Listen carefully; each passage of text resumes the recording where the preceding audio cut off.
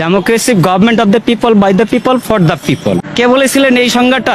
আমেরিকার 16তম president Abraham Lincoln, একজন মুচির ছেলে। সেই গণতন্ত্রের কি আছে? আপনি নিশ্চয়ই বলতে পারেন আমি কম বেশি শিক্ষিত। অবশ্যই কিছু শিক্ষিত। আমার হাতে কি রিক্সা? কেন?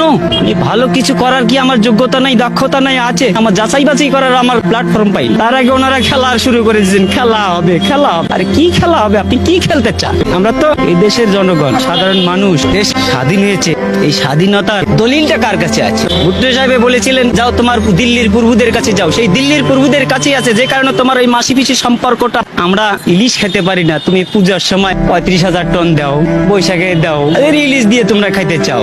আমার আছে 42 বছর বয়সে আমি পাইনি আজ পর্যন্ত নিজের হাতে নিজে রোজগার করা টাকা দিয়ে এক পিস ছোট হোক বড় হোক একটা ইলিশ মাছ কিনতে। আরে বৈশাখ মাসে আমরা ইলিশ দিয়ে পান্তা কোথা থেকে? লবণ দিয়ে তো খাওয়ার সুযোগ পাই না। মানুষের কমপক্ষে 5টা মৌলিক অধিকার আছে। 5টা মৌলিক অধিকার হচ্ছে খাদ্য, বস্ত্র, বাসস্থান, শিক্ষা, চিকিৎসা। আমরা কোনটা পাচ্ছি বলতে পারবেন কেউ? আপনারা এখানে যারা আছেন, আমরা কোনটাতে স্বয়ংসম্পূর্ণ আছি?